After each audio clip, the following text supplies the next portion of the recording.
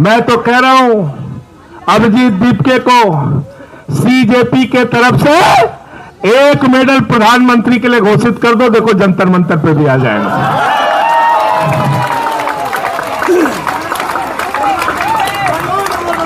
घोषित कर दो 1 मेडल, पेपर लीक मेडल, कोई भी नाम रख दो, आ जाएंगे लेने के लिए।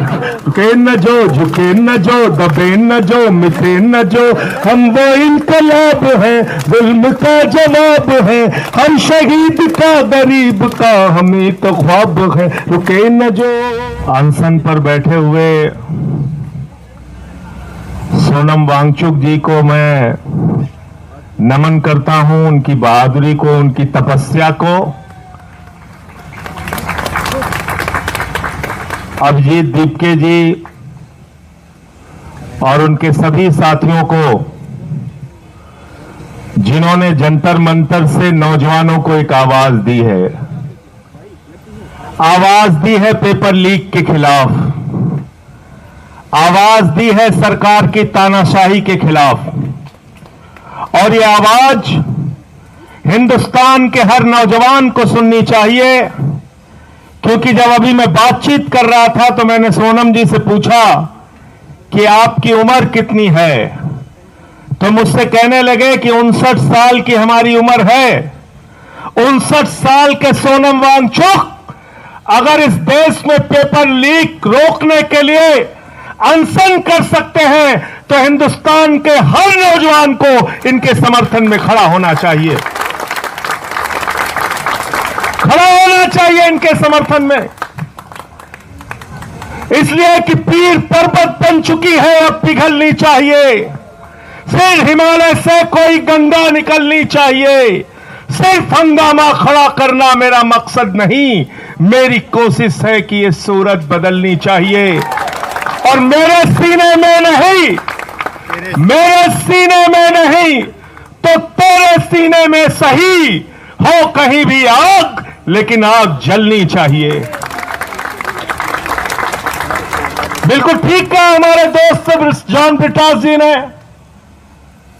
यह देश आजाद कैसे हुआ? आंदोलन की बदौलत आजाद हुआ। इस देश से 190 साल का अंग्रेजों का शासन कैसे गया? राष्ट्रपिता महात्मा गांधी के आंदोलन से गया, नेताजी सुभाष चंद्र बोस के आंदोलन से गया, शहीद आजम भगत सिंह की कुर्बानी से गया, शहीद सुखदेव, शहीद राजगुरु, शहीद अशफाकुल्लाह, शहीद रोशन सिंह, शहीद राजेंद्र लोरी और 16 साल के खुदीराम बोस ने जब फांसी के फंदे को चूमा तब मुल्क आजाद हुआ। ये मुल्क उन लोगों की बदौलत याद नहीं, याद रखना, उन लोगों की बदौलत, उन लोगों की बदौलत ये मुल्क आजाद नहीं हुआ जो उस जमाने में अंग्रेजों की दलाली कर रहे थे। नाम ले लूंगा तो मुश्किल हो जाएगी, नाम ले लूंगा तो मुश्किल हो जाएगी। सदन में मुझसे कहने लगे वंदे मातरम पे बहस करो। मैंने कहा बेईमानो, 4 लोगों का नाम बताओ जो वंदे मातरम लगा के तुम्हारे पुरखे जेल गए थे, 4 के नाम बताओ। वंदे मातरम की बात करते हो, भारत माता की जय की बात करते हो, तुम लोग बात करते हो जिन्होंने अपने मुख्यालय पर 52 साल तक भारत माता का तिरंगा झंडा नहीं फहराया, उनसे कोई देशभक्ति का प्रमाण पत्र नहीं चाहिए। मुझे बहुत अफसोस है कि देश के शिक्षा मंत्री ने हमारे नौजवानों को देशद्रोही कहा। मुझे बहुत अफसोस और पीड़ा है कि इन नौजवानों को अपमानित करने का काम किया गया जो जंतर मंतर से अपनी आवाज लगा रहे हैं। मैं भारत के प्रधानमंत्री नरेंद्र मोदी और देश के शिक्षा मंत्री से कहना चाहता हूं, ये अपने हक के लिए यहां पर हैं, पेपर लीक को रोकने के लिए यहां पे हैं, और पेपर लीक पूरे हिंदुस्तान में रुकवा कर दम लेंगे। ये इनकी लड़ाई उस बात के लिए है। तुम इनको देशद्रोही कह रहे हो? जो भी अपने लिए खड़ा होता है, अपने लिए आवाज उठाता है, वो देशद्रोही हो जाता है। किसान आएगा काले कानून के खिलाफ तो कहोगे किसान खालिस्तानी है, पाकिस्तानी है, देशद्रोही है। नौजवान आएगा पेपर लीक के खिलाफ तो उसको कहोगे देशद्रोही है, देशद्रोही है। मैं तो भाजपाइयों के बारे में कहता हूं, जितना पाकिस्तानी पाकिस्तान का नाम नहीं लेते उससे ज्यादा भाजपाई पाकिस्तान का नाम लेते हैं। लेते नहीं लेते बताओ, लेते हैं कि नहीं लेते हैं? देश से प्यार क्या होता है वो सोनम वांगचुक से आके सीखो, अभिजीत दीपके से आके सीखो।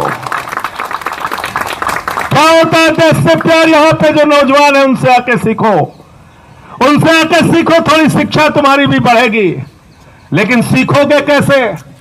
तुम तो दूसरा काम सीखने में लगे हो, दूसरा काम सीखने में लगे हो, स्कूल लूट रहे हो, या नौजवानों को 2 वक्त की खाने की रोटी नहीं मिल रही है, लेकिन तुम लोग स्कूल खा रहे हो, अस्पताल खा रहे हो, सड़क खा रहे हो, बिजली खा रहे हो, पानी खा रहे हो, हवाई जहाज खा रहे हो, समुद्री तट खा रहे हो, गैस खा रहे हो, कोयला खा रहे हो, पेपर खा रहे हो, और तो और प्रभु श्री राम का मंदिर भी खा रहे हो।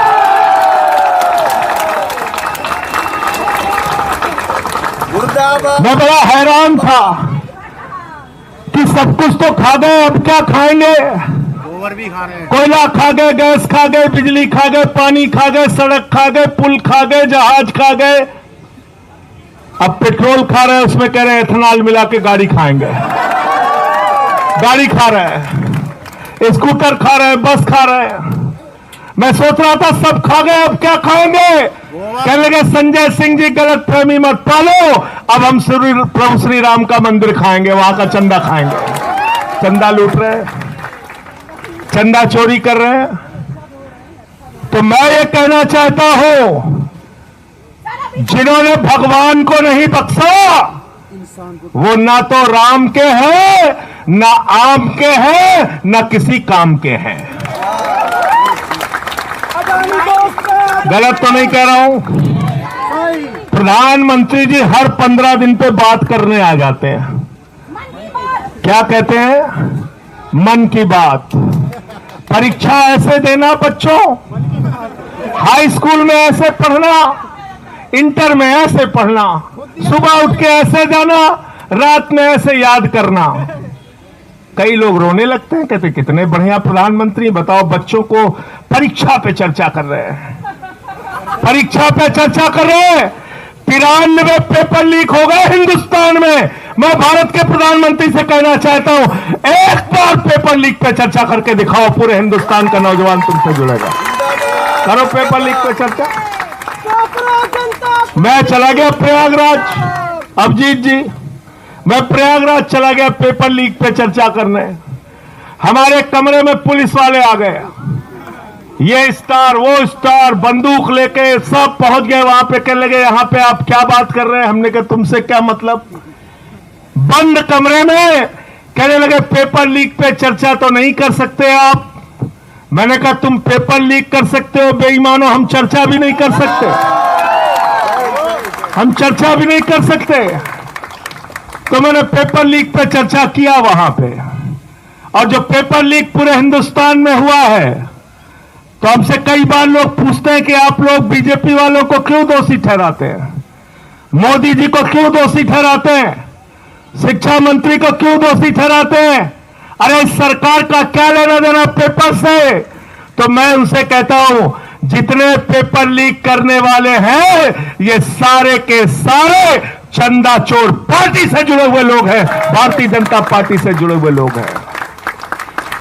गलत तो नहीं कह रहा हूं, गलत तो नहीं कह रहा हूं। कहते कैसे पता किया? हमने कहा बेईमानों, नीट का पेपर लीक जब हुआ था पहली बार, तुमने जिन लोगों को गिरफ्तार किया था वो सब के सब बरी हो गए। कैसे बरी हो गए? पता चला सीबीआई ने समय पे चार्जशीट नहीं दाखिल की थी। गलत तो नहीं बोल रहा हूं, गलत तो नहीं बोल रहा हूं। बताओ अगर प्रधानमंत्री शामिल नहीं है, बताओ अगर इनकी पार्टी शामिल नहीं है तो प्रधानमंत्री के नीचे काम करने वाली सीबीआई ने पेपर लीक के माफियाओं के खिलाफ समय पे चार्जशीट दाखिल क्यों नहीं की, उनको सजा क्यों नहीं दिलाई आज तक? बताओ जरा हमको इस सवाल का जवाब दो। इसलिए इनसे जरा सावधान रहना, ये आपके आंदोलन को कमजोर करने की तरह तरह की कोशिश करेंगे। मैं देखता हूं यहां पे भी कुछ लोग आ जाते हैं अंधभक्त, आते नहीं आते बीच में उलझाने के लिए, हिंदू मुसलमान करने के लिए। कहते हैं कि नहीं कहते हैं? उनसे ये कहना, जितने स्कूल बंद हुए हिंदुस्तान में, 1 लाख सरकारी स्कूल बंद हुए, 1 लाख सरकारी स्कूल। कौन पढ़ता है उन सरकारी स्कूलों में? गरीब का बच्चा, पिछड़े का बच्चा, दलित का बच्चा। 1 लाख सरकारी स्कूल हिंदुस्तान में बंद हो गए। 1,20,000 सरकारी स्कूल हिंदुस्तान में है जिसमें सिर्फ एक टीचर काम करती है। 90,000 सरकारी स्कूल हिंदुस्तान में ऐसे हैं जिसमें बच्चियों के लिए टॉयलेट का इंतजाम नहीं है। इस देश में हजारों लाखों सरकारी स्कूल ऐसे हैं जहां पे मिड डे मील में बच्चों को नमक रोटी खाने के लिए दी जाती है, उनके चावल में कीड़े पड़ जाते हैं। मैं पूछना चाहता हूं, हिंदुस्तान के अंदर लोगों को बांटने वाले लोगों, बताओ जो नारा लगाते हो जिस हिंदू का खून न खोला, इन बच्चों के स्कूल बंद होने पर तुम्हारा खून क्यों नहीं खोलता? क्यों नहीं तुम सड़कों पे आते हो पेपर लीक के सवाल पे? आओ इस जंतर मंतर पे समर्थन करने के लिए आओ इनका साथ दो नौजवानों का। और 20 तारीख से संसद शुरू होने जा रही है। मैं आज इस जंतर मंतर से देश के प्रधानमंत्री को कहना चाहता हूं, जो सोनम वांगचुक का मुद्दा है, अभिजीत दुबे का मुद्दा है, हिंदुस्तान के करोड़ों नौजवानों का मुद्दा है, उस मुद्दे का समाधान जल्दी से कर दो, वरना 20 के बाद देश की संसद को चलने नहीं देंगे। आपके खिलाफ लड़ाई लड़ने का काम करेंगे। और विकास जानते हैं हम तो ऐसे ही बदनाम है। ये लोग 3 काला कानून लेके आए थे, मैंने माइक तोड़ दिया। जिस माइक से वो काला कानून पास करने जा रहे थे, मैंने माइक तोड़ दिया, मुझे उठा के सस्पेंड कर दिया। भाजपाई नाराज हो गए, कहने लगे देखिए संजय सिंह ने माइक तोड़ दिया, माइक तोड़ दिया, माइक तोड़ दिया। मैंने कहा बेईमानो, तुमने किसानों की हड्डियां तोड़ी है, मैंने तो सिर्फ माइक तोड़ा, ये काला कानून वापस ले लो। नहीं माने हमारी बात। 1 साल तक आंदोलन चला और 1 साल के बाद भारत के प्रधानमंत्री सामने आए, कहने लगे हमारी तपस्या में कमी रह गई है, हम वापस। एक तो इतना रोंधा प्रधानमंत्री आज तक दुनिया के किसी देश में नहीं हुआ। हर बात पे बेचारा रोने लगता है। कोरोना में लोग मर जाएंगे, उसके बाद रोने लगेगा आके। हर बात पे रोने लगता है प्रधानमंत्री हमारा। ऐसा प्रधानमंत्री है, चुनाव में गए उत्तर प्रदेश में, कहने लगे उत्तर प्रदेश के लोगों भारतीय जनता पार्टी को वोट दे दो। लोगों ने पूछा साहब क्यों वोट दे दे? बोले तुम्हें कोई चिंता करने की जरूरत नहीं। बोले साहब क्या क्या करोगे? तो देश का प्रधानमंत्री क्या कहता है जरा ध्यान से सुनना। भारत का प्रधानमंत्री उत्तर प्रदेश में स्कूल बनाने के लिए नहीं कहता, अस्पताल बनाने के लिए नहीं कहता, सड़क बनाने के लिए नहीं कहता, रोजगार देने के लिए नहीं कहता, फैक्ट्री लगाने के लिए नहीं कहता, पेपर लीक रोकने के लिए नहीं कहता। देश का प्रधानमंत्री कहता है भाइयों और बहनों जरा हमको बताओ, अगर गांव गांव में कब्रिस्तान है तो शमशान होना चाहिए कि नहीं होना चाहिए? बोला था कि नहीं बोला था? बोला था कि नहीं बोला था? गलत तो नहीं कह रहा हूं। जिस देश का प्रधानमंत्री बच्चों के स्कूल की चिंता नहीं करता, अस्पताल की चिंता नहीं करता, रोजगार की चिंता नहीं करता, तुम्हारे भविष्य की चिंता नहीं करता, जिस देश के प्रधानमंत्री का मकसद गांव गांव में शमशान बनाने का है, वो तुम्हारा भला कभी नहीं कर सकता, याद रखना। अब उसके चेले हैं, कहते हैं विश्वगुरु है, 56 इंच का इनका सीना है। मैंने कहा भाई 56 इंच का इंसान का सीना नहीं होता, जानवरों का हो सकता है। ये पहले कहना बंद करो, ऐसे प्रधानमंत्री का अपमान मत करो, ये गलत बात है। अब हमें गधे घोड़े का नापना पड़ेगा कितने इंच का सीना होता है। कहने लगे 56 इंच का, 56 इंच का। अब रोज ट्रंप डांटता रहता है, रोज डांटता रहता है, कहता रूस से तेल मत खरीदना। बोले जी हुजूर, बोले हम देखेंगे तुम्हारे ऊपर। बोले जी हुजूर, बोले अगर पकड़े गए रूस से तेल खरीदते हुए तो टैरिफ बढ़ा देंगे। कहने लगे जी हुजूर, हम नहीं खरीदेंगे, नहीं खरीदेंगे। आज देश में महंगाई किसकी वजह से? स्टेट ऑफ हॉर्मोज से, जहां से 50% तुम्हारा कच्चा तेल और 60% गैस आती थी, वो स्टेट ऑफ हॉर्मोज क्यों बंद हुआ? देश के प्रधानमंत्री की गलत नीतियों के कारण। इनको कहीं भी मेडल के लिए बुला लो, चले जाएंगे। मैं तो कह रहा हूं अभिजीत दीपके को सीजेपी के तरफ से एक मेडल प्रधानमंत्री के लिए घोषित कर दो, देखो जंतर मंतर पे भी आ जाएगा।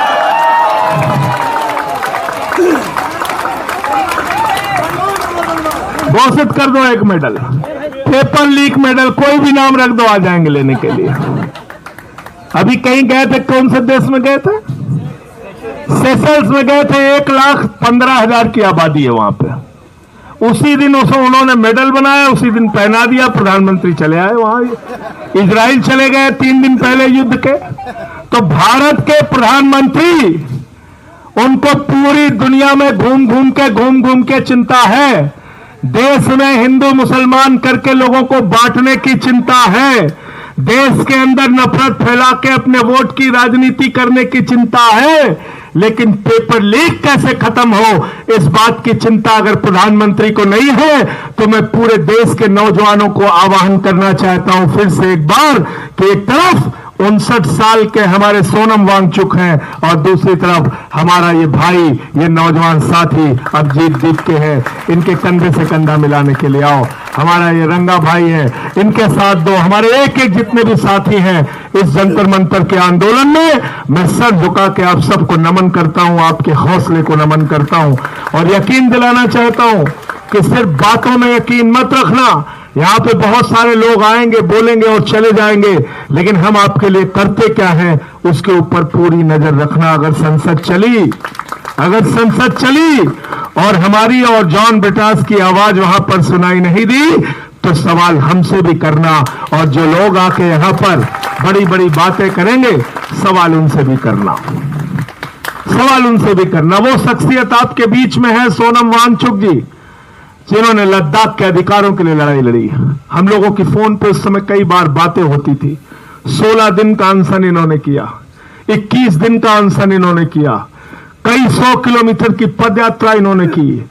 आप लोगों ने कई देश के कई हिस्सों में जाके आंदोलन किया, नौजवानों की आवाज उठाई। इस आवाज को कमजोर मत होने देना। आपके सिर्फ जंतर मंतर पर बैठने से पूरी सत्ता कहीं ना कहीं हड़बड़ाई, बौखलाई और डरी हुई है।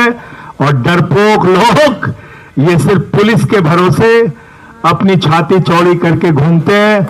मैं पुलिस के नौजवानों से, मैं पुलिस के जवानों से भी कहना चाहता हूं। हमारे बीच में हरेंद्र यादव हैं, यहाँ पे हरेंद्र यादव जी हैं और हमारे साथी हैं। ये सेना में इन्होंने कई वर्षों तक भारत की सेवा की है। मैं आप लोगों से भी कहना चाहता हूं, पुलिस के जवानों से, मैं पुलिस के अधिकारियों से भी कहना चाहता हूं, तुम्हारे बच्चे भी पेपर लीक से परेशान हैं। तुम्हारे बच्चों का भी पेपर लीक होता है। अगर सरकार डंडा मारने को कहे तो डंडा सड़क पे चला के तोड़ देना, बच्चों के ऊपर मत चलाना। ऐसा किया था, एक जमाने में किया था, जब इस देश में आपातकाल लगा था, तो उसके खिलाफ जब नौजवानों ने आंदोलन किया था तो पुलिस के लिए नारा लगता था, ये अंदर की बात है पुलिस हमारे।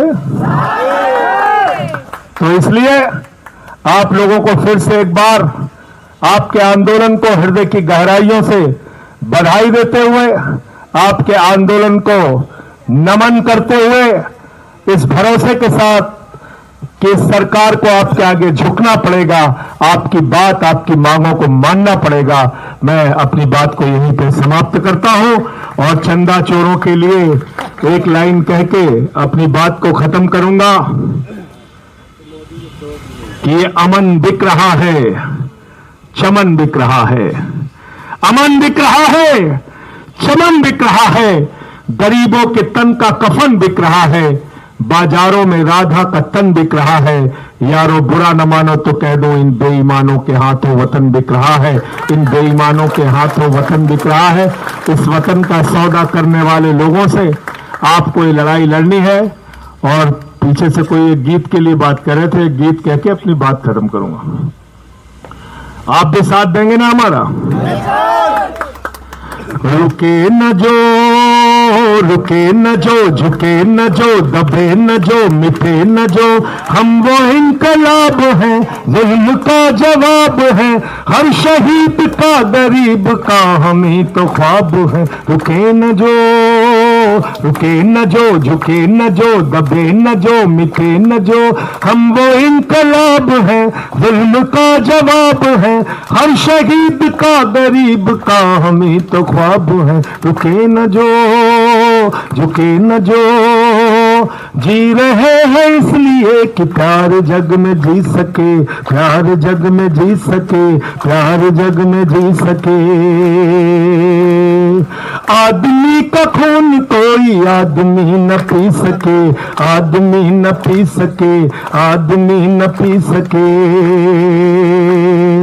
मालिकों मालिकों मजूर के, नौकरों हुजूर के, फर्क को मिटाएंगे, समानता तो लाएंगे। रुके न जो, रुके न जो, झुके न जो, दबे न जो, मिटे न जो, हम वो इनकलाब हैं, जुल्म का जवाब है, हर शहीद का गरीब का हम ही तो ख्वाब है। रुके न जो, झुके न जो, मानते नहीं है फर्क हिंदू मुसलमान का, हिंदू मुसलमान का, हिंदू मुसलमान का।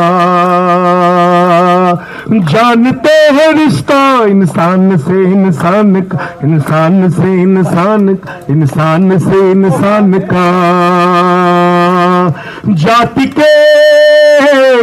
के धर्म के भाषा और वेश के बंद को मिटाएंगे, समानता को लाएंगे। रुके न जो, हर हाथ ऊपर, रुके न जो, झुके न जो, दबे न जो, मिटे न जो, हम वो इनकलाब है, जुल्म का जवाब है, हर शहीद का गरीब का हमें तो ख्वाब है। रुके न जो, रुके न जो, झुके न जो, दबे न जो, मिटे न जो, हम वो इनकलाब है, जुल्म का जवाब है, हर शहीद का गरीब का हमें तो ख्वाब है। रुके न जो।